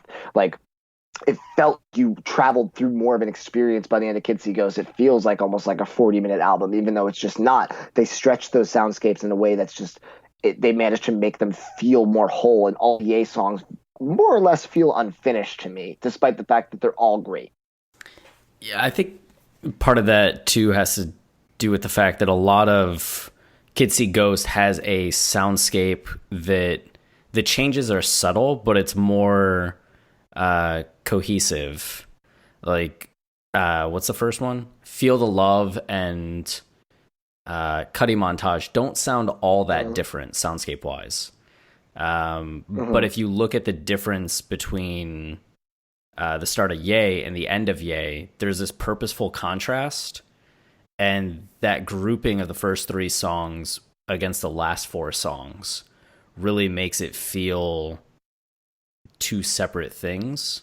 in a way that you don't quite feel that you're traveling through a little bit. I feel like Ye is trying to do a bit more, but because it's forced into that 7-track thing, it can't do as much as what it needs to do. It's like if Life of Pablo was only 7 tracks.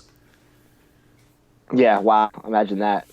Right, where it's just like Ultra Light Beam, like Father Stretch My Hands, and then into, like, I don't know, you only have 4 more songs. Here's a question about that. Do you also, because I say also because I consider Frank's track the last track of Pablo and everything else is bonus tracks. Do you look at it the same way or no? Yeah, we tend to feel like there's the main story that's being told, which is the Which One that we see on the album cover. Yeah. And that story plays out from Father Stretch My Hands Part 1 through Wolves. Okay. With Ultralight Beam being a prologue and Frank's track being a kind of an epilogue. Okay, cool. Because when it's listed on Spotify or whatever streaming service, it's not. They don't say bonus tracks. It's like this is continuation of the album. Yeah, I think you could view those last tracks, like we view them more as like an epigraph or like a coda. It just kind of wraps up.